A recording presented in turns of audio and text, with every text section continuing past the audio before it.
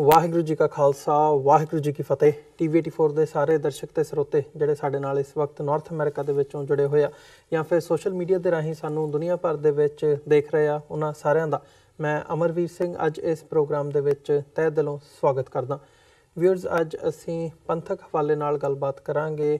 ਬੀਤੇ ਦਿਨ ਯਾਨੀ ਕਿ 27 ਜਨਵਰੀ ਨੂੰ ਚੰਡੀਗੜ੍ਹ ਦੇ ਵਿੱਚ ਪੰਥਕ ਇਕੱਠ ਹੋਇਆ। ਸਾਰੇ ਪੰਥ ਦੀਆਂ ਜੇ ਕਹਿ ਲਿਆ ਜਾਵੇ ਦੁਨੀਆ ਭਰ ਦੇ ਵਿੱਚ ਜਿੱਥੇ ਸਿੱਖ ਕੌਮ ਬੈਠੀ ਹੈ, ਜਿਹੜੀਆਂ ਸਿੱਖ ਗਤੀਵਿਧੀਆਂ ਹੈਗੀਆਂ ਨੇ ਉਹਨਾਂ ਦੇ ਉੱਤੇ ਨਜ਼ਰ ਰੱਖਦੀ ਹੈ, ਉਹਨਾਂ ਦੀਆਂ ਨਿਗਾਹਾਂ ਇਸ ਇਕੱਠ ਵੱਲ ਲੱਗੀਆਂ ਹੋਈਆਂ ਸੀ ਕਿਉਂਕਿ ਜਥੇਦਾਰ ਭਾਈ ਜਗਤਾਰ ਸਿੰਘ ਹਵਾਰਾ ਜਿਨ੍ਹਾਂ ਨੂੰ ਅਕਾਲ ਤਖਤ ਸਾਹਿਬ ਦਾ ਜਥੇਦਾਰ ਥਾਪਿਆ ਗਿਆ ਸੀ ਸਰਬੱਤ ਖਾਲਸਾ 2015 ਦੇ ਵੱਲੋਂ, ਉਸ ਦੇ ਵਿੱਚ ਉਹਨਾਂ ਵੱਲੋਂ ਲੀਡ ਲੈ ਕੇ 5 ਮੈਂਬਰੀ ਕਮੇਟੀ ਜਿਹੜੀ ਹੈਗੀ ਹੈ ਉਹ ਬਣਾਈ ਗਈ ਸੀ, ਜਿਹਦੇ ਵਿੱਚ ਅਸੀਂ ਦੇਖਦੇ ਹਾਂ ਉਹਨਾਂ ਨੇ ਲੀਡ ਲੈਂਦਿਆਂ ਇਸ ਇਕੱਠ ਦਾ ਸੱਦਾ ਦਿੱਤਾ ਸੀ।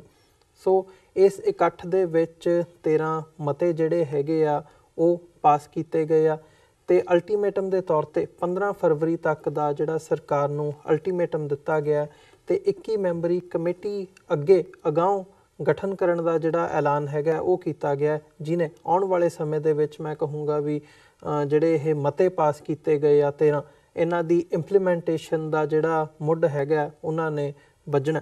ਸੋ ਜਿੱਥੇ ਜਦੋਂ ਅਸੀਂ ਬਰਗਾੜੀ ਮੋਰਚਾ ਦੇਖਦੇ ਹਾਂ, ਬਰਗਾੜੀ ਮੋਰਚੇ ਦੀਆਂ ਜਿਹੜੀਆਂ ਪ੍ਰਾਪਤੀਆਂ ਹੈਗੀਆਂ ਨੇ ਕਿਤੇ ਨਾ ਕਿਤੇ ਕੌਮ ਦੇ ਵਿੱਚ ਜਿਹੜੇ ਸਵਾਲ ਸੀ ਵੀ ਮੋਰਚਾ ਕਿਉਂ ਖਤਮ ਕੀਤਾ ਗਿਆ ਜਾਂ ਉਹਦਾ ਜਿਹੜਾ ਪੜਾਅ ਸੀ ਕਿਉਂ ਉੱਥੋਂ ਚੁੱਕਿਆ ਗਿਆ ਉਹ ਤੇ ਅਗਲਾ ਪੜਾਅ ਕੀ ਹੋਵੇਗਾ, ਇਹਨਾਂ ਸਵਾਲਾਂ ਦੇ ਜਵਾਬ ਲੱਭਦਿਆਂ ਜਥੇਦਾਰ ਹਵਾਰਾ ਵੱਲੋਂ ਜਿਹੜੀ ਇਹ ਕਮਾਂਡ ਜਥੇਦਾਰ ਹਵਾਰਾ ਦੀ ਕਮਾਂਡ ਦੇ ਹੇਠ 5 ਮੈਂਬਰੀ ਕਮੇਟੀ ਵੱਲੋਂ ਇਹ ਕਦਮ ਪੁੱਟਿਆ ਗਿਆ।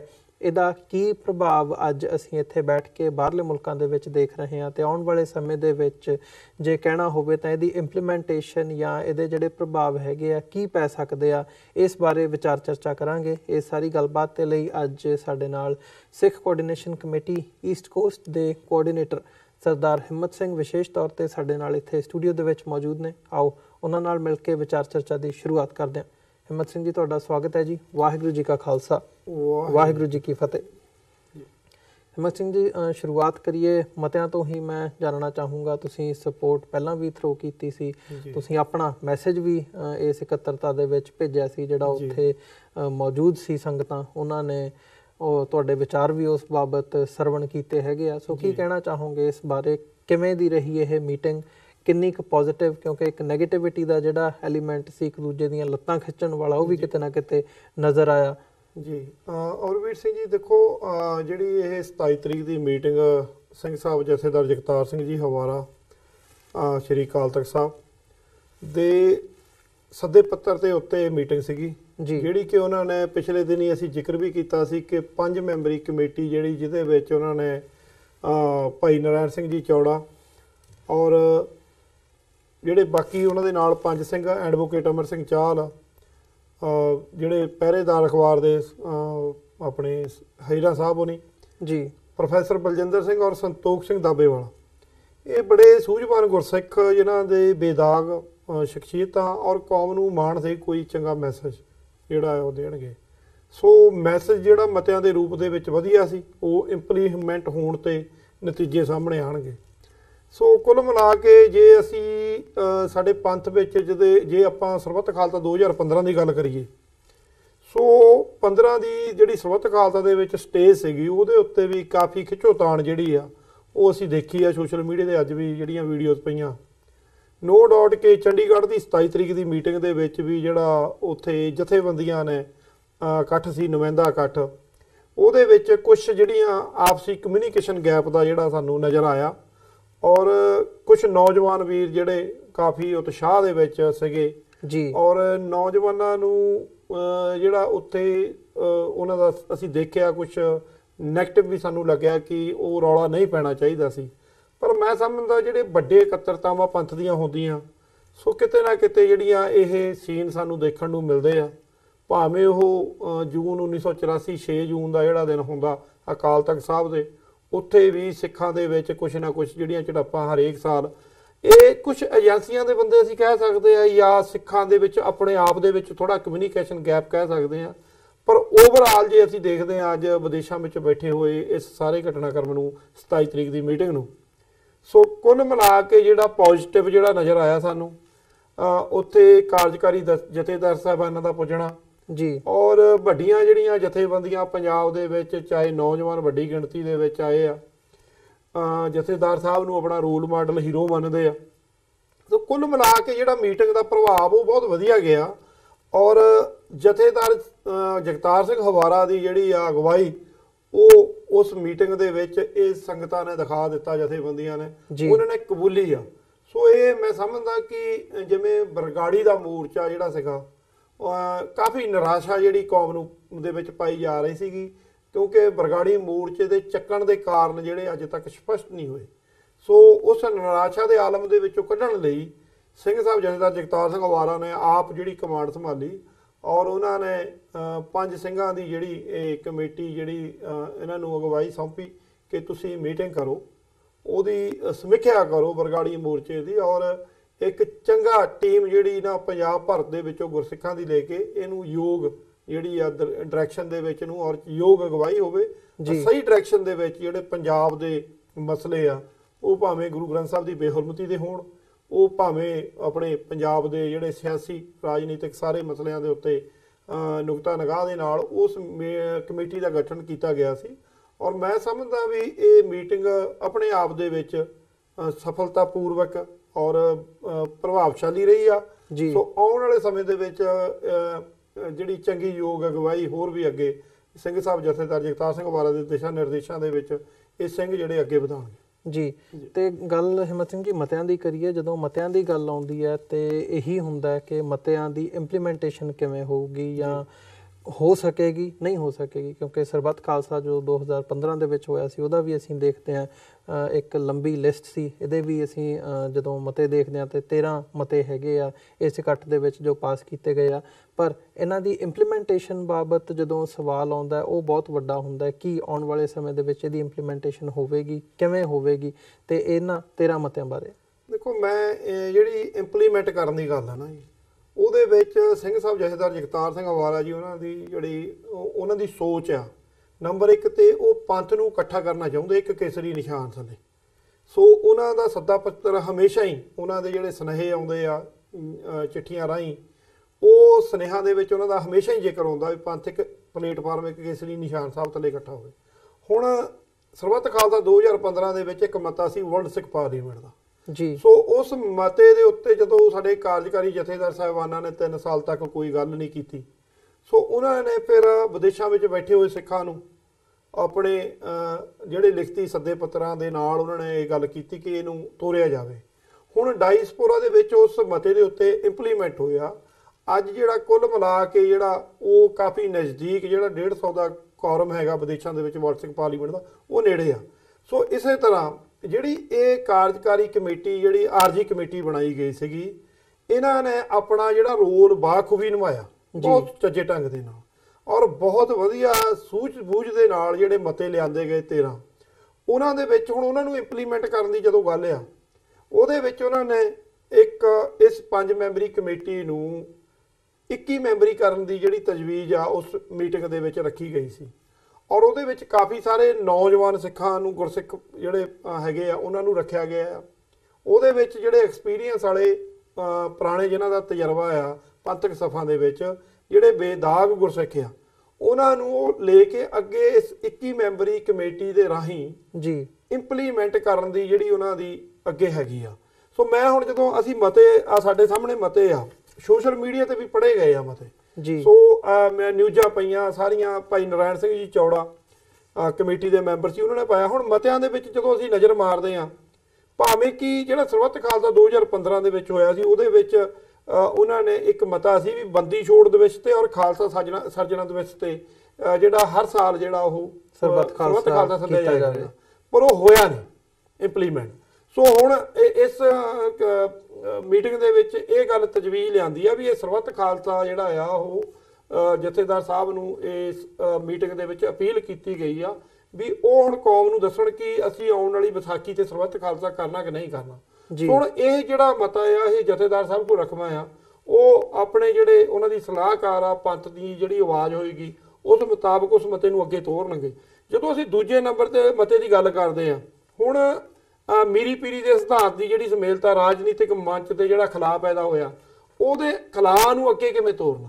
ਇੱਕ ਉਸ ਮਤੇ ਦੇ ਵਿੱਚ ਵੀ ਜਦੋਂ ਅਸੀਂ ਦੇਖਦੇ ਆ ਇਹਨੂੰ ਕਾਫੀ ਡਿਟੇਲ ਦੇ ਵਿੱਚ, ਹੁਣ ਮੈਂ ਟੂਕ ਮਾਤਰ ਸਮਾਂ ਥੋੜਾ ਆਪਣੇ ਕੋਲ, ਸੋ ਮੈਂ ਥੋੜਾ ਜਿਹਾ ਜ਼ਿਕਰ ਕਰਾਂਗਾ। ਦੂਜੇ ਮਤੇ ਦੇ ਵਿੱਚ ਜਿਹੜਾ ਰਾਜਨੀਤਿਕ ਖਲਾਅ ਆ ਨਾ, ਮੀਰੀ ਪੀਰੀ ਦਾ ਸਿਧਾਂਤ ਆ, ਉਹਦੇ ਖਲਾਅ ਨੂੰ ਅੱਗੇ ਤੋਰਨ ਵਾਸਤੇ ਕਿਵੇਂ ਇਹਨੂੰ ਇੰਪਲੀਮੈਂਟ ਕਰਨਾ, ਇਹ ਦੂਜੇ ਨੰਬਰ ਮਤਾ ਆ ਸਾਡਾ।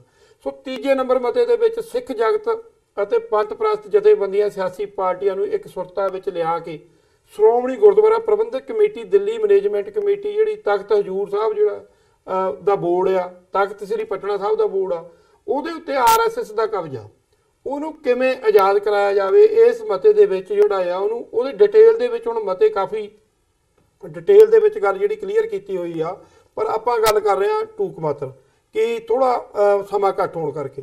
ਚੌਥੇ ਨੰਬਰ ਮਤੇ ਦੇ ਵਿੱਚ ਸਿੱਖ ਕੌਮ ਦੀ ਅੱਡਰੀ ਵਿਲੱਖਣ ਤੇ ਨਿਆਰੀ ਹੋਂਦ ਨੂੰ ਇੱਕ ਸਿੱਖ ਪਰਸਨਲ ਲਾ ਬੋਰਡ ਕਾਇਮ ਕੀਤਾ ਜਾਵੇਗਾ। ਇਹਨੂੰ ਕਾਇਮ ਇਹ ਮਤਾ ਆ। ਉਹ ਪੰਜਵੇਂ ਨੰਬਰ ਤੇ ਸਿੱਖ ਕੌਮ ਤੇ ਪੰਜਾਬ ਨੂੰ ਦਰਪੇਸ਼ ਦਰਿਆਈ ਪਾਣੀ ਪੰਜਾਬੀ ਬੋਲਦੇ ਇਲਾਕੇ ਰਾਜਧਾਨੀ ਚੰਡੀਗੜ੍ਹ ਦੀ ਇਹਦੇ ਨਸ਼ਾ ਜਿਹੜਾ ਹੁਣ ਪੰਜਾਬ ਦੇ ਵਿੱਚ ਜਿੰਨੀਆਂ ਪੰਜਾਬ ਦੇ ਵਿੱਚ ਜਿਹੜੀਆਂ ਰਾਜਨੀਤਿਕ ਮਾਹਰਾਂ ਦਾ ਇੱਕ ਜਿਹੜਾ ਆ ਉਹ ਇੱਕ ਵਿੰਗ ਬਣਾ ਕੇ ਇਹਨਾਂ ਚੀਜ਼ਾਂ ਨੂੰ ਕਿਵੇਂ ਅਚੀਵ ਕੀਤਾ ਜਾ ਸਕਦਾ ਉਹਦੇ ਉੱਤੇ ਆ। 6ਵੇਂ ਨੰਬਰ ਤੇ ਬੰਦੀ ਸਿੰਘਾਂ ਦੀ ਗੱਲ ਆ। ਹੁਣ ਬੰਦੀ ਸਿੰਘਾਂ ਦੇ ਵਿੱਚ ਭਾਈ ਨਾਰਾਇਣ ਸਿੰਘ ਚੌੜਾ ਨੇ ਡਿਟੇਲ ਦੇ ਵਿੱਚ ਕਾਫੀ ਦੱਸਿਆ ਕਿ ਅਸੀਂ ਜਿਹੜੇ ਬੰਦੀ ਸਿੰਘ ਸਾਡੇ ਜੇਲ੍ਹਾਂ ਕੇਂਦਰਾਂ ਦੇ ਵਿੱਚ ਭਾਰਤੀ ਕਾਨੂੰਨ ਤਹਿਤ ਜੇਲ੍ਹਾਂ ਦੇ ਵਿੱਚ ਸਜ਼ਾਵਾਂ ਪੂਰੀਆਂ ਕਰ ਚੁੱਕੇ ਜੀ। ਇੱਕ ਤਾਂ ਉਹਨਾਂ ਨੇ ਕਿਹਾ ਕਿ ਅਸੀਂ ਇਸ ਮਤੇ ਦੀ ਪੂਰਤੀ ਵਾਸਤੇ ਇੰਪਲੀਮੈਂਟ ਕਰਨ ਲਈ ਇੱਕ ਤਾਂ ਵਕੀਲਾਂ ਦਾ ਪੈਨਲ ਬਣਾਇਆ ਜਾਏਗਾ ਜਿਹੜਾ ਲੀਗਲੀ ਤੌਰ ਤੇ ਫਾਈਟ ਕਰੇਗਾ। ਹੁਣ ਅਸੀਂ ਜਦੋਂ ਦੇਖਦੇ ਇਹਦੇ ਵਿੱਚ ਐਡਵੋਕੇਟ ਅਮਰ ਸਿੰਘ ਚਾਹਲ ਇਹ ਨਾਮ ਆ ਚੁੱਕੇ ਆ, ਸਰਬਜੀਤ ਸਿੰਘ ਬੈਂਸ ਰੋਪੜ ਤੋਂ, ਐਡਵੋਕੇਟ ਬਰਜਿੰਦਰ ਸਿੰਘ ਸੋਢੀ ਪਟਿਆਲਾ ਤੋਂ, ਐਡਵੋਕੇਟ ਸਰਬਜੀਤ ਬੈਂਸ ਤੋਂ ਬਾਅਦ ਜਸਪਾਲ ਸਿੰਘ ਮੰਝਪੁਰ, ਐਡਵੋਕੇਟ ਅਜੀਤ ਸਿੰਘ ਬਟਾਲਾ, ਐਡਵੋਕੇਟ ਜਗਦੀਪ ਸਿੰਘ ਰੰਧਾਵਾ। ਇਹ ਇਸ ਤਰ੍ਹਾਂ ਦੇ ਨਾਮ ਜਿਨ੍ਹਾਂ ਨੇ ਕਮਿਟਮੈਂਟ ਕੀਤੀ ਕਿ ਬਿਲਕੁਲ ਅਸੀਂ ਇਸ ਬੋਰਡ ਵਿੱਚ ਕੰਮ ਕਰਨ ਲਈ ਹੋਰ ਵੀ ਵਕੀਲਾਂ ਦਾ ਜਿਹੜਾ ਉਹ ਪੈਨਲ ਗਠਿਤ ਕੀਤਾ ਜਾ ਰਿਹਾ। ਇੱਕ ਤਾਂ ਕਾਨੂੰਨੀ ਦਾਅ ਪੇਚ ਆ, ਅਸੀਂ ਕਾਨੂੰਨੀ ਤੌਰ ਤੇ ਕਾਨੂੰਨ ਤੌਰ ਤੇ ਕਿਵੇਂ ਅਸੀਂ ਉਹਨਾਂ ਦੀ ਫਾਈਟ ਜਿਹੜੀ ਆ ਆਪਣੇ ਬੰਦੀ ਸਿੰਘਾਂ ਵਾਸਤੇ ਕਰ ਸਕਦੇ ਆ, ਉਹਨਾਂ ਨੂੰ ਰਿਹਾ ਕਰਨ ਵਾਸਤੇ। ਦੂਜੀ ਗੱਲ ਹੈਗੀ ਆ ਅਕਾਲ ਤਖਤ ਸਾਹਿਬ ਤੋਂ ਤੇ ਅਨੰਦਪੁਰ ਸਾਹਿਬ ਤੋਂ, ਕੇਸਗੜ੍ਹ ਸਾਹਿਬ ਤੋਂ। ਅੱਛਾ, ਇੱਥੋਂ ਇੱਕ ਮਾਰਚ ਦੀ ਤਜਵੀਜ਼ ਆ ਜਿਹੜੀ ਕਿ ਜਿੱਥੇ ਬੰਦੀ ਸਿੰਘ ਸਾਡੇ ਹੈਗੇ ਆ ਹੁਣ ਤਿਹਾੜ ਜੇਲ੍ਹ 'ਚ ਆ ਦਿੱਲੀ ਜੀ, ਉਹ ਬੜੈਲ ਜੇਲ੍ਹ ਚੰਡੀਗੜ੍ਹ, ਹੁਣ ਉਹਨਾਂ ਜੇਲ੍ਹਾਂ ਤੱਕ ਮਾਰਚ ਕਰਨ ਦੀ ਹੈਗੀ ਆ। ਸੋ ਇਹਨਾਂ ਗੱਲਾਂ ਨੂੰ ਬਿਲਕੁਲ ਬਾਖੂਬੀ ਉਹ ਪੂਰਾ ਕਰੇ। 6 ਨੰਬਰ ਮਤਾ ਆ ਜੀ। ਹੁਣ 7ਵੇਂ ਨੰਬਰ ਤੇ ਅਸੀਂ ਪੰਜਾਬ ਸਰਕਾਰ ਵੱਲੋਂ ਸਿੱਖਾਂ ਵਿਰੁੱਧ ਕਾਲੇ ਕਾਨੂੰਨ ਐਕਟ ਜਿਹੜਾ 1967 ਦਾ, ਉਹਦੇ ਵਾਸਤੇ ਵੀ ਇਹ ਮਤਾ ਹੈਗਾ। ਉਹਨੂੰ ਕਿਵੇਂ ਠੱਲ ਪਾਉਣੀ ਆ, ਸੈਮੀਨਾਰ ਕਰਨੇ ਆ ਪਿੰਡਾਂ ਦੇ ਵਿੱਚ, ਮਜਾਰੇ ਸੈਮੀਨਾਰ ਕਰਕੇ ਲੋਕਾਂ ਨੂੰ ਜਾਗਰੂਕ ਕੀਤਾ ਜਾਏਗਾ ਉਸ ਐਕਟ ਸੰਬੰਧੀ। ਹੁਣ ਪੰਜਾਬ ਵਾਸੀਆਂ ਨੂੰ ਇੱਕ ਸੁਰਤਾ ਵਿੱਚ ਲਾਮਬੰਦ ਕਰਨ ਲਈ ਪੰਜਾਬ ਦੇ ਹਰ ਪਿੰਡ ਵਿੱਚ ਪੰਥ ਪ੍ਰਵਾਨਿਤ ਯੋਗ ਸ਼ਖਸੀਅਤਾਂ ਇੱਕ ਜਿਹੜਾ ਸਰਕਲ ਬਣਾ ਕੇ, ਹੁਣ ਜਿਹੜਾ ਪੰਚਾਇਤੀ ਸਿਸਟਮ ਆ ਉਹ ਕਹਿੰਦੇ ਵੀ ਇੱਕ ਤਾਂ ਪਿੰਡ ਪੱਧਰ ਤੋਂ ਇੱਕ ਜ਼ਿਲ੍ਹਾ ਪੱਧਰ ਤੋਂ ਇਹ ਸਿਸਟਮ ਨੂੰ, ਇਹ ਪਹਿਲਾਂ ਵੀ ਮੇਰੇ ਖਿਆਲ 'ਚ ਜੇ 1986 ਦੇ ਵਿੱਚ ਜਿਹੜਾ ਸਰਬੱਤ ਖਾਲਸਾ ਹੋਇਆ ਸੀ ਸ਼ਾਇਦ, ਜੇ ਮੈਂ ਗਲਤ ਨਾ ਹੋਵਾਂ, ਉੱਤੇ ਵੀ ਇਹ ਮਤਾ ਜਿਹੜਾ ਖਾਲਸਾ ਪੰਚਾਇਤ ਦਾ, ਹੁਣ ਉਸ ਚੀਜ਼ ਨੂੰ ਇਸ ਕੱਲ ਦੀ ਮੀਟਿੰਗ ਦੇ ਵਿੱਚ ਵੀ ਜਿਹੜਾ ਐਤਵਾਰੇ ਹੋਈ ਆ 27 ਤਰੀਕ, ਉੱਥੇ ਵੀ ਲਿਆਂਦਾ ਗਿਆ। ਹੁਣ ਇਹ ਤੋਂ ਅੱਗੇ ਜਦੋਂ 9 ਨੰਬਰ ਮਤਾ ਆਉਂਦਾ ਸਿੱਖ ਨੌਜਵਾਨੀ ਦਾ ਭਵਿੱਖ। ਹੁਣ ਜਦੋਂ ਨੌਜਵਾਨ ਆਏ ਹੋਏ ਸੀ, ਨੌਜਵਾਨਾਂ ਨੇ ਜਦੋਂ ਅਸੀਂ ਦੇਖਦੇ ਸੀ ਸਰਬੱਤ ਖਾਲਸਾ ਮੀਟਿੰਗ 27 ਦੀ ਵਿੱਚ, ਹੁਣ ਬਰਗਾੜੀ ਮੋਰਚੇ ਦੀ ਗੱਲ ਹੋਈ। ਬਰਗਾੜੀ ਮੋਰਚੇ ਦੇ ਨਿਰਾਸ਼ਾ ਪਾਈ ਗਈ ਕਿਉਂਕਿ ਨੌਜਵਾਨ ਉੱਤੇ ਬਹੀਰਾ ਘੱਤ ਕੇ ਗੱਡੀਆਂ ਦੇ ਵਿੱਚ ਆਪਣੇ ਪਿੰਡਾਂ 'ਚੋਂ 100-100 ਰੁਪਈਆ ਪਾ ਕੇ ਤੇਲ ਗੱਡੀਆਂ ਦੇ ਵਿੱਚ ਪਾ ਕੇ ਬਰਗਾੜੀ ਮੋਰਚੇ ਜਾਂਦੇ ਰਹੇ ਆ। ਹੁਣ ਉੱਥੇ ਕੱਲ ਗੱਲ ਵੀ ਹੋਈ ਆ ਕਿ ਅਸੀਂ ਜਿਹੜਾ ਧਿਆਨ ਸਿੰਘ ਮੰਡ ਜੀ ਸਾਡੇ ਕਾਰਜਕਾਰੀ ਜਥੇਦਾਰ ਸਾਹਿਬ ਨੇ ਆਪਣਾ ਜਿਹੜਾ ਪੈਸਾ ਇਕੱਤਰ ਹੋਇਆ ਉਹਦਾ ਹਿਸਾਬ ਕਿਤਾਬ ਦਿੱਤਾ, ਕੌਮ ਦੇ ਸਾਹਮਣੇ ਆਇਆ, ਜਿੱਦਣ ਮਗੂਰ ਦਾ ਸਮਾਪਤ ਵੀ ਕੀਤਾ ਗਿਆ। ਪਰ ਉਹ ਨੌਜਵਾਨਾਂ ਦਾ ਕਹਿਣਾ ਸੀ ਵੀ ਜਿਹੜਾ ਅਸੀਂ ਕਰੋੜਾਂ ਰੁਪਈਆਂ ਦਾ ਤੇਲ ਪਾ ਕੇ ਗੱਡੀਆਂ 'ਚ ਆਏ, ਪੰਥ ਦੀ એનર્ਜੀ ਲੱਗੀ, ਇਕੱਠੇ ਹੋ ਕੇ ਮਨੀ ਸਪੈਂਡ, એનર્ਜੀ ਸਪੈਂਡ ਔਰ ਟਾਈਮ ਸਪੈਂਡ ਕੀਤਾ, ਔਰ ਪੁੱਛਿਆ ਜਦੋਂ ਚੱਕਿਆ ਗਿਆ ਮੋਰਚਾ ਤੋਂ ਪੁੱਛਿਆ ਨਹੀਂ ਗਿਆ। ਸੋ ਉਸ ਗੱਲ ਦਾ ਬਲਜੀਤ ਸਿੰਘ ਜੀ ਦਾਦੂਵਾਲ ਕਾਰਜਕਾਰੀ ਜਥੇਦਾਰ ਸਾਹਿਬਾਨ, ਉਹਨਾਂ ਨੇ ਕੱਲ ਫੇਰ ਮੀਟਿੰਗ ਦੇ ਵਿੱਚ ਇਹ ਜ਼ਿਕਰ ਕੀਤਾ ਕਿ ਮੈਨੂੰ ਭਰੋਸੇ 'ਚ ਨਹੀਂ ਲੈ ਗਿਆ, ਮੈਨੂੰ ਨਹੀਂ ਪੁੱਛਿਆ ਗਿਆ ਵੀ ਜਿਹੜਾ ਮੋਰਚਾ ਚੱਕਿਆ ਗਿਆ ਜੀ। ਪਰ ਉਸ ਤੋਂ ਉਪਰੰਤ ਜਦੋਂ ਅਸੀਂ ਗੱਲ ਕਰਦੇ ਹਾਂ, ਭਾਈ ਧਿਆਨ ਸਿੰਘ ਜੀ ਮੰਡ ਉਹਨਾਂ ਨੇ ਬਾਖੂਬੀ ਉਹਨਾਂ ਨੇ ਮੋਰਚੇ ਦੀਆਂ ਜਿਹੜੀਆਂ ਪ੍ਰਾਪਤੀਆਂ ਗਣਾਈਆਂ। ਸੋ ਉਸ ਪ੍ਰਾਪਤੀਆਂ ਦੇ ਨਾਲ ਪੰਥ ਸੰਤੁਸ਼ਟ ਹੈਗਾ ਕਿ ਨਹੀਂ ਹੈਗਾ, ਇਹ ਪੰਥ ਦੱਸ ਸਕਦਾ। ਪਰ ਇੱਕ ਗੱਲ ਕਲੀਅਰ ਆ ਕਿ ਜਿਹੜੀ ਮੋਰਚਾ ਚੱਕਣ ਦਾ ਕਾਰਨ ਉਹ ਫਿਰ ਵੀ ਕਲੀਅਰ ਨਹੀਂ ਕਰ ਸਕੇ ਵੀ ਮੋਰਚਾ ਚੱਕਣ ਦਾ ਕਾਰਨ ਕੀ ਬਣਿਆ, ਜਿਹੜਾ ਸਮਾਪਤੀ ਕੀਤੀ। ਸੋ ਉਸ ਵਾਸਤੇ ਹੁਣ ਨੌਜਵਾਨਾਂ ਨੂੰ, ਜਿਹੜਾ ਨੌਜਵਾਨਾਂ ਦਾ ਵਾਲ ਆ, ਨੌਜਵਾਨ ਜਿਹੜਾ ਪੰਜਾਬ ਦੇ ਵਿੱਚ ਵਸਦਾ ਉਹ ਕੰਮ ਕਰਨਾ ਚਾਹੁੰਦਾ ਜੀ। ਸੋ ਉਹ ਬੜਾ ਨਿਰਾਸ਼ਾ ਦੇ ਆਲਮ ਦੇ ਵਿੱਚ ਸੀਗਾ ਕਿ ਅਸੀਂ ਬਹੁਤ ਐਕਟਿਵ ਸੀਗੇ। ਹੁਣ ਕੱਲ ਦੀ ਮੀਟਿੰਗ ਦੇ ਵਿੱਚ ਵੀ ਉਹ ਇੱਕ ਵਿਰੋਧ ਵਾਲੀ ਲਾਈਨ ਵੀ, ਭਾਵੇਂ ਅਸੀਂ ਉਸ ਚੀਜ਼ ਦੇ ਨਾਲ ਐਗਰੀ ਨਹੀਂ ਹੈਗਾ ਵੀ ਜਥੇਦਾਰ ਧਿਆਨ ਸਿੰਘ ਮਾਂਡੋ ਨਹੀਂ ਆਏ ਆ, ਜੇ ਸੱਦਾ ਦਿੱਤਾ ਉਹ ਆਏ, ਉਹਨਾਂ ਨੂੰ ਆਪਣਾ ਪੱਖ ਰੱਖਣ ਦੀ ਇਜਾਜ਼ਤ ਦੇਣੀ ਚਾਹੀਦੀ ਸੀ। ਉੱਥੇ ਵਿਰੋਧ ਵੀ ਹੋਇਆ ਉਹਨਾਂ ਦਾ ਬੋਲਣ ਤੇ, ਪਰ ਉਹਨਾਂ ਨੇ ਆਪਣਾ ਪੱਖ ਵੀ ਰੱਖਿਆ। ਪਰ ਜਿਹੜੀ ਗੱਲ ਸਪਸ਼ਟ ਨਹੀਂ ਸੀ ਉਹ ਕਰ ਨਹੀਂ ਸਕੇ, ਜਿਹੜੀ ਸਪਸ਼ਟ ਕਰਨੀ ਚਾਹੀਦੀ ਸੀ। ਸੋ ਮੈਂ ਕਹਿੰਦਾ ਵੀ ਜਿਹੜਾ ਨੌਜਵਾਨਾਂ ਨੂੰ ਅੱਗੇ ਲੈਣ ਵਾਸਤੇ ਉਹਨਾਂ ਨੂੰ ਇੱਕ ਢਾਂਚੇ ਦੇ ਵਿੱਚ ਸੈੱਟ ਕਰਨ ਵਾਸਤੇ, ਪੰਜਾਬ ਦੇ ਜਿਹੜੇ ਇਹ ਮਤੇ ਆ ਇਹਨਾਂ ਨੂੰ ਇੰਪਲੀਮੈਂਟ ਕਰਨ ਵਾਸਤੇ ਉਹਨਾਂ ਨੂੰ ਵੀ ਇਹਨਾਂ ਮਤਿਆਂ ਦੇ ਵਿੱਚ ਜਿਹੜਾ ਕੁਛ ਨਾ ਕੁਛ ਐਡ ਆ, ਜਿਹੜੀ ਉਹਨਾਂ ਦੀ ਡਿਮਾਂਡ ਵੀ ਸੀਗੀ ਜੀ। ਸੋ ਅਗਲਾ 11 ਨੰਬਰ ਦੇ ਮਤੇ ਦੇ ਵਿੱਚ ਪੰਜਾਬ ਸਰਬੱਤ ਖਾਲਸਾ 2015 ਵਿੱਚ ਵਰਲਡ ਸਿੱਖ ਪਾਰਲੀਮੈਂਟ ਦੀ ਜਿਹੜੀ ਆ ਉਹ ਹੁਣ ਜਿਵੇਂ ਵਿਦੇਸ਼ਾਂ ਦੇ ਵਿੱਚ ਇੰਪਲੀਮੈਂਟ ਹੋ ਚੁੱਕਿਆ ਔਰ ਕਾਫੀ ਨੇੜੇ ਵੀ ਆ ਚੁੱਕਿਆ ਉਹ ਜਿਹੜਾ ਸਾਰਾ ਸਟਰਕਚਰ ਢਾਂਚਾ। ਹੁਣ ਉਹਦੇ ਵਿੱਚ ਕੱਲ ਜਿਹੜਾ ਮਤਾ ਆ ਉਹ ਪੰਜਾਬ ਦੇ ਵਿੱਚ ਔਰ ਭਾਰਤ ਦੇ ਵਿੱਚ ਉਸ ਰੀਜਨ ਦੇ ਵਿੱਚ ਵਰਕਆਊਟ ਕਰਨ ਦਾ ਵੀ ਇੱਕ ਜਿਹੜਾ ਵਰਲਡ ਸਿੱਖ ਪਾਰਲੀਮੈਂਟ ਨੂੰ ਉਹਨਾਂ ਨੇ ਪੰਜਾਬ ਦੇ ਮਸਲਿਆਂ ਨੂੰ, ਹੁਣ ਡਾਇਸਪੋਰਾ ਦੇ ਵਿੱਚ ਸਿੱਖ ਰਹਿੰਦਾ ਵਰਲਡ ਵਾਈਜ਼, ਮੁਸ਼ਕਲਾਂ ਵੀ ਹੈਗੀਆਂ, ਪ੍ਰੋਬਲਮਾਂ ਸਾਰੀਆਂ ਕੰਟਰੀਆਂ ਦੇ ਵਿੱਚ ਆ, ਉਹ ਫੇਸ ਕਰਨ ਨੂੰ ਉੱਥੇ ਇਸ ਗੱਲ ਦੀ ਜ਼ਰੂਰਤ ਕੱਲ ਵੀ ਦੁਹਰਾਈ ਗਈ ਕਿ ਵਰਲਡ ਸਿੱਖ ਪਾਰਲੀਮੈਂਟ ਸਿੱਖਾਂ ਨੂੰ ਆਪਣੀ ਇੱਕ ਚਾਹੀਦੀ ਹੈ। ਸੋ 12 ਨੰਬਰ ਦੇ ਵਿੱਚ ਇੱਕ ਸਕੂਲਾਂ ਦਾ ਜਿਹੜਾ ਮਿਆਰੀ ਜਿਹੜਾ ਐਜੂਕੇਸ਼ਨ ਦਾ ਆ, ਜੋ ਅੱਜ ਦੇ ਸਮੇਂ ਵਿੱਚ ਪੰਜਾਬ ਦੇ ਵਿੱਚ ਕ੍ਰਿਸਚਨਾਂ ਨੇ ਬੜਾ ਆਪਣੇ ਸਕੂਲ ਖੋਲ੍ਹੇ ਹੋਏ ਆ, ਉੱਤੇ ਉਹ ਆਪਣੇ ਧਰਮ ਦੇ ਤਰੀਕੇ ਨਾਲ ਪ੍ਰਚਾਰ ਕਰਦੇ ਆ। ਔਰ ਜਾਂ ਜਿਹੜੇ ਭਾਰਤੀ ਸਟੇਟ ਆ ਉਹ ਸੂਰਜ ਨੂੰ ਨਮਸਕਾਰ ਕਰਨ ਦੀ ਗੱਲ ਕਰਦੀ ਆ। ਉਹਨਾਂ ਨੇ ਸਾਡੇ ਜਿਹੜੇ ਸਿੱਖ ਯੋਧਿਆਂ ਦੇ ਜਾਂ ਪੰਜਾਬ ਨਾਲ ਸੰਬੰਧਿਤ ਯੋਧਿਆਂ ਦੇ ਜਿਹੜੀ ਹਿਸਟਰੀ ਦੇ ਵਿੱਚੋਂ ਉਹ ਸਾਰਾ ਕੱਢ ਕੇ ਹੁਣ ਆਪਣੇ ਰਾਣੀ ਬਾਈ ਫੂਲਾ ਬਾਈ ਦੇ ਲੇਖ ਪਾ ਰਹੇ ਆ। ਉਹ ਆਪਣਾ ਜਿਹੜਾ ਆ ਹਿਸਟਰੀ ਹਿੰਦੂਆਂ ਦੀ ਦੱਸਣ ਦੀ ਕੋਸ਼ਿਸ਼, ਜਿਹੜਾ ਉਹ ਬੱਚਿਆਂ ਦੇ ਦਿਮਾਗ ਦੇ ਵਿੱਚੋਂ ਸਾਡੇ ਯੋਧਿਆਂ ਦੀਆਂ ਗਾਥਾਵਾਂ ਸਿੱਖ ਹਿਸਟਰੀ ਨੂੰ ਕੱਢਣ ਦੀ ਜਿਹੜੀ ਆ ਉਹ ਸਾਜ਼ਿਸ਼ ਆ।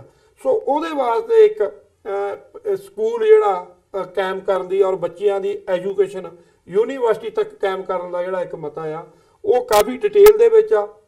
ਸੋ ਅੱਗੇ ਜਿਹੜਾ 13 ਨੰਬਰ ਮਤਾ ਸੀ ਸਰਬੱਤ ਦੇ ਭਲੇ ਵਾਸਤੇ ਪੰਥਕ ਫੰਡ ਕਾਇਮ ਕਰਨ ਦੀ, ਉਹਦੇ ਵਿੱਚ ਤਜਵੀਜ਼ ਜਿਹੜੀ ਆ ਹਮੇਸ਼ਾ ਹੀ ਸਿੱਖ ਕਰਦੇ, ਵਿਦੇਸ਼ਾਂ 'ਚ ਵੀ ਪਾਉਣ, ਪੰਜਾਬ ਦੇ ਵਿੱਚ ਵੀ ਹੁੰਦੀਆਂ ਕਿ 1 ਰੁਪਈਆ ਉਸ ਪੰਥਕ ਫੰਡ ਦੇ ਵਿੱਚ ਜਿਹਨੂੰ ਇੱਕ ਪੂਰਾ ਕਮੇਟੀ ਬਣੇਗੀ, ਉਹਦਾ ਹਿਸਾਬ ਕਿਤਾਬ ਹੋਏਗਾ, ਜਿਹੜੀ ਸੋਸ਼ਲ ਸਮਾਜਿਕ ਔਰ ਆਪਣੇ ਧਾਰਮਿਕ ਪੰਥਕ ਫੰਡ ਜਿਹੜਾ ਹੋਏਗਾ, ਜਿਹੜਾ ਕਿ ਹਰ ਇੱਕ ਇਨਸਾਨ ਨੂੰ ਜਿੱਤੇ ਉਹ ਪੰਥ ਦੇ ਪ੍ਰਚਾਰ ਵਾਸਤੇ, ਧਾਰਮਿਕ ਪ੍ਰਚਾਰ ਵਾਸਤੇ, ਜਿਵੇਂ ਹੁਣ ਕਰੋੜਾਂ ਰੁਪਏ ਦਾ ਬਜਟ ਹੈਗਾ ਸ਼੍ਰੋਮਣੀ ਗੁਰਦੁਆਰਾ ਪ੍ਰਬੰਧਕ ਕਮੇਟੀ ਦਾ, ਪਰ ਉਹ ਇੰਪਲੀਮੈਂਟ ਨਹੀਂ ਹੋ ਰਿਹਾ। ਉਹੀ ਲੋਕ ਕਾਬਜ ਹੋਏ ਵੇ ਬਾਦਲ ਕਾਫੀ ਲੰਬੇ ਸਮੇਂ ਤੋਂ RSS ਦੇ ਅਧੀਨ ਜੋ ਸਿਸਟਮ ਚੱਲ ਰਿਹਾ। ਸੋ ਕੁੱਲ ਮਿਲਾ ਕੇ ਆਪਾਂ ਇਹ ਕਹਿ ਸਕਦੇ ਹਾਂ ਕਿ ਜਿਹੜੇ ਮਤੇ ਸੀ ਹੁਣ ਉਹਨਾਂ ਨੂੰ ਇੰਪਲੀਮੈਂਟ ਕਿਵੇਂ ਕਰਨਾ। ਹੁਣ ਇੰਪਲੀਮੈਂਟ ਕਰਨ ਦਾ ਜਿਹੜਾ ਸਾਨੂੰ ਪੂਰਾ ਵਿਸ਼ਵਾਸ ਉਮੀਦ ਆ ਇਸ ਗੱਲ ਦੀ ਕਿ ਜਿਹੜੀ 5 ਮੈਂਬਰੀ ਕਮੇਟੀ ਨੇ ਆਪਣੀ ਜਿੰਨੀ ਡਿਊਟੀ ਉਹਨਾਂ ਨੇ ਨਿਭਾਈ, ਹੁਣ ਅੱਗੇ ਜਿਹੜੀ 21 ਮੈਂਬਰੀ ਜਾਂ 31 ਮੈਂਬਰੀ ਦੇ ਵਰਕਆਊਟ ਉਹ ਗੁਰਸਿੱਖ ਕਰ ਰਹੇ ਹਨ। ਕੋਈ ਯੋਗ ਸ਼ਖਸੀਅਤਾਂ ਜਿਹੜੀਆਂ ਨੌਜਵਾਨਾਂ ਨੂੰ ਨਾਲ ਰੱਖ ਕੇ ਇੱਕ ਸੁਮੇਲ ਜਿਹੜਾ ਸੀਨੀਅਰ ਤੇ ਜੂਨੀਅਰ ਦਾ ਕਮਿਊਨੀਕੇਸ਼ਨ ਉਹ ਹੋਵੇ ਤੇ ਜਿਹਦੇ ਨਾਲ ਉਹ ਜਿਹੜੇ ਮਤੇ ਇੰਪਲੀਮੈਂਟ ਵੀ ਹੋਵੇ। ਸੋ ਅਸੀਂ ਕੱਲ ਵੀ ਨਿਊਯਾਰਕ ਦੇ ਗੁਰਦੁਆਰੇ ਸਾਹਿਬਾਨਾਂ ਦੇ ਵਿੱਚ ਵਿਚਰੇ ਆ, ਉਹ ਜਿਹੜੇ ਖਾਸ ਕਰਕੇ ਸੰਗਤਾਂ ਦੇ ਜਥੇਬੰਦੀਆਂ ਤੋਂ ਉੱਪਰ ਉੱਠ ਕੇ ਨਿਊਟਰਲ ਜਿਹੜੀ ਸੰਗਤ ਆ ਉਹ ਕਾਫੀ ਇਸ ਗੱਲ ਦੀ ਖੁਸ਼ੀ ਜ਼ਾਹਰ ਕਰ ਰਹੀ ਸੀ ਕਿ ਮਤੇ ਬਹੁਤ ਸੋਹਣੇ ਆ, ਇੰਪਲੀਮੈਂਟ ਹੋਣੇ ਚਾਹੀਦੇ ਆ। ਇੰਪਲੀਮੈਂਟੇਸ਼ਨ ਅਦਰਵਾਈਜ਼ ਜਿਹੜੀ ਨੈਗੇਟਿਵਿਟੀ ਵੀ ਹੈਗੀ ਆ ਥੋੜੀ ਵਾਲੀ, ਜਿਹੜੀ ਖਿੱਚੋਤਾਣ ਆ ਜਿਹੜੀ ਹੋਣੀ ਨਹੀਂ ਸੀ ਚਾਹੀਦੀ। ਸੋ ਕੁੱਲ ਮਿਲਾ ਕੇ ਸਾਡੇ ਪੰਥ ਵਿੱਚ ਜਿਹੜੀ ਉਮੀਦ ਜਿਹੜੀ ਆ ਉਹ ਸਿੰਘ ਸਾਹਿਬ ਜਥੇਦਾਰ ਜਗਤਾਰ ਸਿੰਘ ਹਵਾਰਾ ਦੀ ਯੋਗ ਅਗਵਾਈ 70 ਕਿੱਲਿਆਂ ਦਾ ਮਾਲਕ ਆ ਸਾਡਾ ਯੋਧਾ ਜਥੇਦਾਰ। ਸੋ ਉਹਨਾਂ ਨੂੰ ਕੋਈ ਕੁਰਸੀ ਦੀ, ਕੋਈ ਚੌਧਰ ਦੀ ਲਾਲਸਾ ਨਹੀਂ ਹੈਗੀ। ਉਹ ਆਪਣੇ ਇਰਾਦੇ ਤੇ ਆਪਣੀ ਪੰਜਾਬ ਨੂੰ ਦੀ ਜਿਹੜੀ ਆ ਬਿਹਤਰੀ ਵਾਸਤੇ, ਆਪਣੀ ਕੌਮ ਦੇ ਦਰਦ ਵਾਸਤੇ ਉਹ ਕਾਇਮ ਆ। ਅਦਰਵਾਈਜ਼ ਬਹੁਤ ਸਾਰੇ ਸੰਵਿਧਾਨ ਨੂੰ, ਭਾਰਤੀ ਸੰਵਿਧਾਨ ਨੂੰ ਔਰ ਭਾਰਤੀ ਸਟੇਟ ਦੀ ਅਧੀਨਗੀ ਕਬੂਲ ਕਰਕੇ ਬਾਹਰ ਵੀ ਆ ਚੁੱਕੇ ਆ, ਪਰ ਉਹ ਯੋਧਾ ਡਟਿਆ ਹੋਇਆ। ਸੋ ਕੌਮ ਦੀ ਬੜੀ ਦੇਣ ਆ। ਅਸੀਂ ਕਈ ਵਾਰੀ ਕਹਿੰਦੇ ਆ ਕੌਮ ਜਿਹੜੀ ਲੀਡਰਲੈਸ ਆ, ਪਰ ਸਾਡੇ ਕੋਲ ਲੀਡਰ ਹੈਗਾ ਜਿਹਨੂੰ ਕੋਈ ਪਰਸਨਲ ਕੋਈ ਕਿਸੇ ਚੀਜ਼ ਦੀ ਲਾਲਸਾ ਨਹੀਂ ਹੈਗੀ। ਉਹ ਕੌਮ ਦੀ ਸੱਚੀ ਤੇ ਸੁੱਚੀ ਯੋਗ ਅਗਵਾਈ ਕਰ ਰਿਹਾ, ਪਰ ਲੋੜ ਆ ਹੁਣ ਸਾਨੂੰ ਅੰਡਰਸਟੈਂਡ ਕਰਨਾ। ਜੀ ਬਿਲਕੁਲ। ਨਹੀਂ, ਜਿਵੇਂ ਗੱਲ ਉੱਥੇ ਹੀ ਇੰਪਲੀਮੈਂਟੇਸ਼ਨ ਤੇ ਆ ਕੇ ਮੁੱਕਦੀ ਹੈ, ਤੇ ਉਮੀਦ ਕਰਦੇ ਹਾਂ ਕਿ ਜਿਵੇਂ ਤੁਸੀਂ ਗੱਲ 31 ਮੈਂਬਰੀ 21 ਮੈਂਬਰੀ ਦੀ ਕੀਤੀ ਹੈ, ਆਉਣ ਵਾਲੇ ਸਮੇਂ ਦੇ ਵਿੱਚ ਉਹ ਗੱਲ ਇੰਪਲੀਮੈਂਟੇਸ਼ਨ ਵੱਲ ਤੁਰੇ। ਇੱਕ ਮੁੱਠਤਾ ਤੇ ਆਈਏ ਜਾਂਦੇ ਜਾਂਦੇ, ਮੈਂ ਅਖੀਰਲਾ ਸਵਾਲ ਪੁੱਛਣਾ ਚਾਹੂੰਗਾ। ਥੋੜਾ ਜਿਹਾ ਪਹਿਲਾਂ ਜਦੋਂ ਇਹ ਮੂਵ ਹੋਇਆ, ਥੋੜੀ ਜੀ ਅੰਦਰ ਖਾਤੇ ਜਿਹੜੀ ਜਥੇਦਾਰ ਮੰਡ ਹੋਣ ਜਾਂ ਦਾਦੂਵਾਲ ਸਾਹਿਬ ਹੋਣ, ਕਿਤੇ ਨਾ ਕਿਤੇ ਨਿਰਾਸ਼ਾ ਦੀ ਲਾਈਨ ਵੀ ਸੀਗੀ ਉਹਨਾਂ ਦੇ ਆਪਸੀ ਜੋ ਬਿਆਨਬਾਜ਼ੀ ਸੀ ਉਹਨੂੰ ਮੁੱਖ ਰੱਖਦਿਆਂ ਹੋਇਆਂ ਓਵਰਆਲ। ਤੇ ਜਦੋਂ ਇਹ ਹੁਣ ਮੀਟਿੰਗ ਹੋਈ ਵੀ ਹੈਗੀ ਹੈ, ਅਕਾਲੀ ਦਲ ਅੰਮ੍ਰਿਤਸਰ ਵੱਲੋਂ ਨਹੀਂ ਇਹਦੇ 'ਚ ਸ਼ਮੂਲੀਅਤ ਕੀਤੀ ਗਈ। ਓਵਰਆਲ ਦੇਖਦੇ ਹਾਂ ਤੇ ਜਦੋਂ ਇਕਜੁੱਟਤਾ ਦੀ ਜਾਂ ਇਕਮੁੱਠਤਾ ਦੀ ਦੇਖਦੇ ਹਾਂ, ਉਹਦੇ ਵਿੱਚ ਕਿਤੇ ਨਾ ਕਿਤੇ ਜਿਹੜੀ ਕਮੀ ਹੈਗੀ ਹੈ ਉਹ ਨਜ਼ਰ ਆਉਂਦੀ ਹੈ, ਭਾਵੇਂ ਉਹ ਵਿਰੋਧ ਦੇ ਰੂਪ ਦੇ ਵਿੱਚ ਹੋਵੇ ਜਾਂ ਅਦਰਵਾਈਜ਼ ਜੋ ਸਾਨੂੰ ਨਜ਼ਰ ਆਇਆ। ਸੋ ਕੀ ਆਉਣ ਵਾਲੇ ਸਮੇਂ ਦੇ ਵਿੱਚ ਇਸ ਇਕਮੁੱਠਤਾ ਦੇ ਉੱਤੇ ਕੰਮ ਹੋਵੇਗਾ, ਸਾਰਿਆਂ ਨੂੰ ਨਾਲ ਲੈ ਕੇ ਚੱਲਣ ਦੀ ਜਿਹੜੀ ਲਾਈਨ ਹੈਗੀ ਹੈ ਇੰਪਲੀਮੈਂਟੇਸ਼ਨ ਦੇ, ਉਹਦੇ ਉੱਤੇ ਕੰਮ ਹੋਣ ਦੀ ਉਮੀਦ ਕੀਤੀ ਜਾ ਸਕਦੀ ਹੈ? ਦੇਖੋ ਅਮਰਵੀਰ ਸਿੰਘ ਜੀ, ਪਹਿਲਾਂ ਤਾਂ ਮੈਂ ਮਹਿਸੂਸ ਕਰਦਾ, ਜੇ ਮੈਂ ਪੰਥ ਦਾ ਦਰਦ ਰੱਖਦਾ, ਜੇ ਮੈਂ ਬਿਲਕੁਲ ਕਮਿਟਡ ਹਾਂ ਪੰਥ ਪ੍ਰਤੀ, ਤੇ ਜੇ ਕਿਤੇ ਫਿਰ ਯੋਗ ਕਦਮ ਜਿਹੜੇ ਪੱਟੇ ਜਾ ਰਹੇ ਆ ਪੰਥ ਦੀ ਬਿਹਤਰੀ ਵਾਸਤੇ, ਤੇ ਮੈਨੂੰ ਇਨਵੀਟੇਸ਼ਨ ਦੀ ਜ਼ਰੂਰਤ ਨਹੀਂ ਹੈਗੀ। ਤੇ ਮੈਂ ਖੁਦ ਉਸ ਗੱਲ ਦੀ ਪੇਨ ਰੱਖਦਾ ਹੋਇਆ ਮੈਨੂੰ ਆਪ ਮੁਹਾਰੇ ਉੱਠ ਕੇ ਜਾਣ ਦੀ ਲੋੜ ਹੁੰਦੀ ਆ। ਸੋ ਨੰਬਰ 1। ਨੰਬਰ 2, ਅਸੀਂ ਜਦੋਂ ਜਥੇਦਾਰ ਸਾਹਿਬ ਨੇ ਬਹੁਤ ਵਾਰੀ, ਹਜ਼ਾਰਾਂ ਵਾਰੀ, ਔਰ ਉਹਨਾਂ ਦਾ ਖੁੱਲ੍ਹਾ ਸੱਦਾ ਪੱਤਰ ਹੁੰਦਾ ਆ, ਸੋ ਜਥੇਦਾਰ ਸਾਹਿਬਾਨਾਂ ਨੂੰ ਟਾਈਮ ਦਿੱਤਾ, ਉਹ ਆਏ, ਉਹਨਾਂ ਨੇ ਆਪਣਾ ਜਿਹੜਾ ਉਹ ਪੱਖ ਵੀ ਰੱਖਿਆ, ਸੁਣਿਆ ਵੀ ਲੋਕਾਂ ਨੇ। ਉਹ ਉਸ ਪੱਖ ਦੇ ਨਾਲ ਕਿੰਨੇ ਕੁ ਸੈਟਿਸਫਾਈ ਹਨ ਉਹ ਪੰਥ ਜਾਣਦਾ ਆ। ਪਰ ਗੱਲ ਕਹਿਣ ਤੋਂ ਇਹੀ ਹੈਗਾ ਕਿ ਜਿਹੜੀ ਇੱਕ ਸੁਰਤਾ ਦੀ, ਏਕਤਾ ਦੀ ਗੱਲ ਆ, ਬਿਲਕੁਲ ਉਹ ਜਥੇਦਾਰ ਸਾਹਿਬ ਦੇ ਜਿਹੜੇ ਉੱਥੇ ਵਰਕ ਕਰ ਰਹੀ ਆ ਟੀਮ, ਉਸ ਟੀਮ ਵੱਲੋਂ ਹਮੇਸ਼ਾ ਜਿਹੜੀ ਆ ਉਹ ਪਹੁੰਚ ਕੀਤੀ ਗਈ ਆ। ਕੱਲੇ ਕੱਲੇ ਜਥੇਦਾਰ ਸਾਹਿਬਾਨ ਕੋਲ ਵੀ ਕਾਲਾਂ ਵੀ ਕੀਤੀਆਂ, ਕਿਉਂਕਿ ਸਮਾਂ ਬਹੁਤ ਘੱਟ ਸੀ। ਸੋ ਉਸ ਟਾਈਮ ਪੀਰੀਅਡ ਦੇ ਵਿੱਚ ਉਹਨਾਂ ਨੇ ਜਿੱਥੇ ਕਾਲ ਕਰ ਸਕਦੇ ਸੀ ਕਾਲ ਕੀਤੀ, ਜਿੱਥੇ ਜਾ ਸਕਦੇ ਸੀ ਜਾ ਗਏ ਆ। ਉਹ ਬਹੁਤ ਵਧੀਆ ਕੰਮ ਕੀਤਾ। ਪਰ ਅਸੀਂ ਉਮੀਦ ਕਰਦੇ ਹਾਂ, ਦੇਖੋ ਅੱਜ ਜਦੋਂ ਅਸੀਂ ਪੰਜਾਬ ਦੇ ਵਿੱਚ ਨਾ ਦੇਖਦੇ ਹਾਂ ਸਾਡੀਆਂ ਅਲੱਗ-ਅਲੱਗ ਜਥੇਬੰਦੀਆਂ, ਚਾਹੇ ਸ਼੍ਰੋਮਣੀ ਅਕਾਲੀ ਦਲ ਅੰਮ੍ਰਿਤਸਰ ਹੋਵੇ, ਪੰਜ ਪ੍ਰਧਾਨੀ ਦਲ ਖਾਲਸਾ ਹੋਵੇ, ਦੇਖੋ ਸ਼੍ਰੋਮਣੀ ਗੁਰਦੁਆਰਾ ਪ੍ਰਬੰਧਕ ਕਮੇਟੀ ਆ, ਅਸੀਂ ਆਜ਼ਾਦ ਕਰਾਉਣ ਦੀ ਗੱਲ ਕਰਦੇ ਆ ਅਕਾਲ ਤਖਤ ਸਾਹਿਬ ਨੂੰ ਜੀ। ਪਰ ਆਜ਼ਾਦ ਕਿਵੇਂ ਹੋਣਾ ਆ? ਇੱਕ ਲੌਜੀਕਲੀ ਤਰੀਕਾ ਇਹ ਆ ਕਿ ਸ਼੍ਰੋਮਣੀ ਗੁਰਦੁਆਰਾ ਪ੍ਰਬੰਧਕ ਕਮੇਟੀ ਦੀ ਇਲੈਕਸ਼ਨ, ਉਸ ਇਲੈਕਸ਼ਨ ਨੂੰ ਇਕੱਠਿਆਂ ਹੋ ਕੇ ਲੜਿਆ ਜਾਵੇ। ਇਹ ਜਿਹੜੀਆਂ ਜਿੰਨੀਆਂ ਵੀ ਪੰਥ ਨਾਲ ਪਿਆਰ ਕਰਨ ਵਾਲੀਆਂ ਪੰਥ ਦਰਦੀ ਸਾਰੀਆਂ ਜਥੇਬੰਦੀਆਂ ਧੰਤਾ ਹੀ ਹੋਊਗਾ, ਬਹੁਤ ਸੇਵਾ ਸਾਰੀਆਂ ਜਥੇਬੰਦੀਆਂ ਦੀ, ਪਰ ਅੱਜ ਤੱਕ ਅਸੀਂ ਕਿਉਂ ਨਹੀਂ ਇਕੱਠੇ ਹੋ ਕੇ ਇਲੈਕਸ਼ਨ ਲੜ ਸਕੇ ਸ਼੍ਰੋਮਣੀ ਗੁਰਦੁਆਰਾ ਪ੍ਰਬੰਧਕ ਕਮੇਟੀ ਦੀ? ਸੋ ਇਹ ਬੜੀ ਚਿੰਤਾ ਦਾ ਵਿਸ਼ਾ ਆ। ਸੋ ਅਸੀਂ ਉਮੀਦ ਰੱਖਦੇ ਹਾਂ ਜਿਹੜੀਆਂ ਜਥੇਬੰਦੀਆਂ ਨਹੀਂ ਆਈਆਂ, ਉਹ ਕਿਉਂ ਨਹੀਂ ਆਈਆਂ ਉਹ ਬੈਟਰ ਦੱਸ ਸਕਦੀਆਂ, ਪਰ ਉਹਨਾਂ ਨੂੰ ਸਾਰਿਆਂ ਨੂੰ ਸੱਦੇ ਪੱਤਰ ਗਏ ਆ। ਇੱਕ ਖੁੱਲ੍ਹਾ ਸੱਦਾ ਪੱਤਰ ਸੀਗਾ ਪੰਥ ਦੇ ਵਿਹੜੇ ਕਿ ਸਾਡੇ ਜਥੇਦਾਰ ਸਾਹਿਬ ਵੱਲੋਂ, ਤੇ ਉਹ ਜਦੋਂ ਜਥੇਦਾਰ ਸਾਹਿਬ ਨੂੰ ਥਾਪਿਆ ਗਿਆ ਸਰਬੱਤ ਖਾਲਸਾ 2015 ਦੇ ਵਿੱਚ, ਉਹ ਖੁਦ ਸ਼ਾਮਲ ਸਨ। ਸੋ ਇਸ ਕਰਕੇ ਬੇਨਤੀ ਇਹ ਆ ਵੀ ਆਪਾਂ ਜੇ ਪੰਜਾਬ ਦੇ ਵਿੱਚ ਸ਼੍ਰੋਮਣੀ ਗੁਰਦੁਆਰਾ ਪ੍ਰਬੰਧਕ ਕਮੇਟੀ ਦੀ ਇਲੈਕਸ਼ਨ ਵੀ ਨਹੀਂ ਲੜ ਸਕੇ, ਪਰ ਅੱਜ ਅਸੀਂ ਇਕੱਠੇ ਹੋ ਕੇ ਉਸ ਲਾਈਨ ਦੇ ਵਿਰੋਧ ਲਾਈਨ ਵਿੱਚ ਨਹੀਂ ਆਉਣਾ ਚਾਹੀਦਾ ਸਾਨੂੰ। ਪਰ ਮੈਂ ਬੇਨਤੀ ਕਰਦਾ ਕਿ ਆਉਣ ਵਾਲੇ ਸਮੇਂ ਦੇ ਵਿੱਚ ਅਸੀਂ ਇੱਕ ਜੁੜਤਾ ਦੇ ਨਾਲ, ਜਿੱਥੇ ਇਹਨਾਂ ਮਤਿਆਂ ਦੇ ਵਿੱਚ ਸ਼੍ਰੋਮਣੀ ਗੁਰਦੁਆਰਾ ਪ੍ਰਬੰਧਕ ਕਮੇਟੀ ਦੇ ਇਲੈਕਸ਼ਨਾਂ ਦੀ ਵੀ ਗੱਲ ਹੈਗੀ ਆ, ਉਹਦੇ ਵਿੱਚ ਆਪਾਂ ਇਕੱਠੇ ਹੋ ਕੇ, ਜਥੇਦਾਰ ਸਾਹਿਬ ਨੇ ਆਪ ਇਲੈਕਸ਼ਨ ਨਹੀਂ ਲੜਨੀ, ਉਹ ਤਾਂ ਜੇਲ੍ਹ 'ਚ ਆ। ਉਹ ਤਾਂ ਕਹਿੰਦੇ ਵੀ ਤੁਸੀਂ ਇੱਕ ਯੋਗ ਬੰਦੇ ਚੁਣ ਕੇ, ਯੋਗ ਅਗਵਾਈ ਜਿਹੜੀ ਆ ਨੌਜਵਾਨਾਂ ਨੂੰ ਨਾਲ ਲੈ ਕੇ ਇੱਕ ਦਰਦ ਰੱਖੋ। ਅਦਰਵਾਈਜ਼ ਅੱਜ ਜਦੋਂ ਹੁਣ ਪੰਜਾਬ ਦੇ ਨਾਲ ਅਸੀਂ ਦੇਖਦੇ ਹਾਂ, ਪੰਜਾਬ 'ਚੋਂ ਜਿਹੜੀ ਨੌਜਵਾਨੀ ਆ ਉਹ ਹਿਜਰਤ ਜਿਹੜੀ ਆ ਉਹ ਵਿਦੇਸ਼ਾਂ ਵੱਲ ਨੂੰ ਕਰ ਰਹੀ ਆ। ਸੋ ਅਸੀਂ ਉਸ ਚੀਜ਼ ਨੂੰ ਸੇਵ ਕਰਨ ਲਈ, ਜਾਂ ਜਿਹੜੀ 5 ਮੈਂਬਰੀ ਦੇ ਨਾਲ ਸਾਡਾ ਕਾਫੀ ਕਮਿਊਨੀਕੇਸ਼ਨ ਬਣਿਆ ਰਿਹਾ ਮੀਟਿੰਗ ਤੋਂ ਪਹਿਲਾਂ ਵੀ, ਬਾਅਦ ਵਿੱਚ ਵੀ, ਅਸੀਂ ਹੁਣ ਉਹਨਾਂ ਨੂੰ ਬੇਨਤੀ ਕਰ ਰਹੇ ਕਿ ਇਹਨੂੰ ਇੰਪਲੀਮੈਂਟ ਕਰੋ। ਜਿੱਥੇ ਵਿਦੇਸ਼ੀ ਸਿੱਖਾਂ ਦਾ ਸਹਿਯੋਗ ਆ, ਅਸੀਂ ਹਮੇਸ਼ਾ ਉਹਨਾਂ ਦੇ ਨਾਲ ਮੋਢੇ ਨਾਲ ਮੋਢਾ ਲਾ ਕੇ ਖੜੇ ਆ। ਸੋ ਅਸੀਂ ਆਪਣਾ ਵਰਕਆਊਟ ਕਰਾਂਗੇ ਜੀ। ਸੋ ਸਾਨੂੰ ਬੜੀ ਇਸ ਗੱਲ ਦੀ ਖੁਸ਼ੀ ਆ ਕਿ ਜਥੇਦਾਰ ਸਾਹਿਬ ਦੀ ਜਿਹੜੀ ਆ ਉਹ ਜਿਹੜੀ ਲੀਡਰਸ਼ਿਪ, ਉਹਨਾਂ ਦੀ ਅਗਵਾਈ ਦੇ ਵਿੱਚ ਬਹੁਤ ਸੋਹਣਾ ਇਹ ਕਾਰਜ ਹੋਇਆ। ਜਿਨ੍ਹਾਂ ਨੇ ਪ੍ਰਬੰਧ ਵੀ ਕੀਤਾ ਸੀ, ਮੈਂ ਸਮਝਦਾ ਉਹਨਾਂ ਦਾ ਐਕਸਪੀਰੀਅੰਸ, ਇਹ ਪਹਿਲਾ ਐਕਸਪੀਰੀਅੰਸ ਹੋਏਗਾ ਸਟੇਜ ਹੈਂਡਲਿੰਗ ਔਰ ਇਦਾਂ ਦਾ ਈਵੈਂਟ ਜਿਹੜਾ ਆ ਮੀਟਿੰਗ ਦਾ, ਸਾਰਿਆਂ ਨੂੰ ਸੱਦ ਕੇ ਉਹ ਬਰਗਾੜੀ ਮੋਰਚੇ ਦੀ ਸਫਲਤਾ ਤੋਂ ਬਾਅਦ ਜਿਹੜੀ ਨਿਰਾਸ਼ਾ ਦੇ ਆਲਮ ਵਿੱਚ ਸੀਗੀ ਕੌਮ, ਉਹਨੂੰ ਕੱਢਣ ਦੇ ਲਈ ਜਥੇਦਾਰ ਸਾਹਿਬ ਦਾ ਐਫਰਟ ਸੀਗਾ। ਸੋ ਇੰਨੀ ਆਪਣੀ ਇਕੱਠ ਨੂੰ ਇਕੱਠਾ ਕਰਕੇ ਔਰ ਵਧੀਆ ਪ੍ਰੋਗਰਾਮ ਦੇ ਦੇਣਾ ਔਰ ਉਹਨੂੰ ਹੁਣ ਇੰਪਲੀਮੈਂਟ ਵਾਲੇ ਪਾਸੇ ਨੂੰ ਤੁਰਨਾ। ਸੋ ਇਹ ਚੰਗੀ ਗੱਲ ਆ, ਚੰਗਾ ਸਾਈਨ ਆ। ਸੋ ਸਤਿਗੁਰਾਂ ਦੇ ਚਰਨਾਂ 'ਚ ਅਰਦਾਸ ਵੀ ਅਕਾਲ ਪੁਰਖ ਸਾਹਿਬ ਦੇ ਕਿ ਇੰਪਲੀਮੈਂਟ ਹੋਵੇ, ਉਹਨਾਂ ਦੀ ਬਖਸ਼ਿਸ਼ ਨਾਲ ਹੋਣਾ। ਪਰ ਚੰਗੇ ਗੁਰਸਿੱਖ ਜਿਹੜੇ ਉਹ ਗੁਰੂ ਸਾਹਿਬ ਨੇ ਆਪ ਹੀ ਅੱਗੇ ਭੇਜ ਦੇਣੇ ਆ ਜੀ। ਜੀ ਬਿਲਕੁਲ। ਸੋ ਸਾਡੇ ਜਿਹੜੇ ਦਰਸ਼ਕ ਇਸ ਵਕਤ ਸਾਡੇ ਨਾਲ ਜੁੜੇ ਹੋਏ ਹੈਗੇ ਆ, ਮੈਂ ਜਾਂਦੇ ਜਾਂਦੇ ਤੁਹਾਡੇ ਚਰਨਾਂ ਦੇ ਵਿੱਚ ਵੀ ਤੁਹਾਨੂੰ ਦੱਸ ਵੀ ਦਿਆਂ ਇੱਕ ਇਨਫੋਰਮੇਸ਼ਨ ਦੇ ਤੌਰ ਤੇ ਕਿ ਜਿਹੜੀ ਇਕੱਠ ਦੀ ਅਸੀਂ ਗੱਲ ਕਰ ਰਹੇ ਹਾਂ ਚੰਡੀਗੜ੍ਹ ਦਾ, ਉਹ ਤੁਸੀਂ ਆਲਰੇਡੀ ਜਿਹੜਾ 7:30 ਤੋਂ ਲੈ ਕੇ 9 ਵਜੇ ਤੱਕ TV 84 ਤਾਂ ਉਹਦਾ ਜਿਹੜਾ ਪਹਿਲਾ ਸੈਗਮੈਂਟ ਸੀ ਉਹ ਦੇਖਿਆ। ਤੇ ਇਸ ਸ਼ੋਅ ਦੀ ਸਮਾਪਤੀ ਤੋਂ ਬਾਅਦ 10 ਵਜੇ ਜਿਹੜਾ ਹੈਗਾ ਦੂਜੇ ਸੈਗਮੈਂਟ ਦੀ ਸ਼ੁਰੂਆਤ ਹੋਣੀ ਹੈ ਤੇ ਉਹਦੇ ਵਿੱਚ ਸਾਰਾ ਜੋ ਵੇਰਵੇ ਸਹਿਤ ਤੁਸੀਂ ਡੀਟੇਲ ਜਿਹੜੀਆਂ ਹੈਗੀਆਂ ਨੇ ਦੇਖ ਸਕਦੇ ਹੋ। ਤਕਰੀਬਨ ਜੇ ਮੈਂ ਗਲਤ ਨਾ ਹੋਵਾਂ 1 ਵਜੇ ਤੱਕ, 10 ਤੋਂ ਲੈ ਕੇ 1 ਵਜੇ ਤੱਕ ਦਾ ਜਿਹੜਾ ਸਮਾਂ ਹੈਗਾ ਉਹ ਪ੍ਰੋਗਰਾਮ TV 84 ਤੇ ਦਿਖਾਇਆ ਜਾਵੇਗਾ। ਸੋ ਇੱਥੇ ਹੀ ਅਸੀਂ ਇਸ ਪ੍ਰੋਗਰਾਮ ਦੀ ਸਮਾਪਤੀ ਕਰਦੇ ਹਾਂ ਤੇ ਉਮੀਦ ਕਰਦੇ ਹਾਂ ਇਹ ਜਿਹੜੀਆਂ ਗੱਲਾਂ ਇਸ ਇਕੱਠ ਦੇ ਵਿੱਚ ਹੋਈਆਂ ਨੇ ਜਥੇਦਾਰ ਜਗਤਾਰ ਸਿੰਘ ਹਵਾਰਾ ਦੀ ਅਗਵਾਈ ਦੇ ਹੇਠ ਇਹਨਾਂ ਦੀ ਜਿਹੜੀ ਇੰਪਲੀਮੈਂਟੇਸ਼ਨ ਹੈਗੀ ਹੈ ਉਹ ਵੀ ਆਉਣ ਵਾਲੇ ਸਮੇਂ ਦੇ ਵਿੱਚ ਹੋ ਸਕੇ। ਸੋ ਹਿੰਮਤ ਸਿੰਘ ਜੀ ਤੁਹਾਡਾ ਬਹੁਤ ਬਹੁਤ ਧੰਨਵਾਦ। ਫਤਿਹ ਦੀ ਸਾਂਝ ਪਾਈ ਅੰਤ ਦੇ ਵਿੱਚ। ਵਾਹਿਗੁਰੂ ਜੀ ਕਾ ਖਾਲਸਾ, ਵਾਹਿਗੁਰੂ ਜੀ ਕੀ ਫਤਿਹ।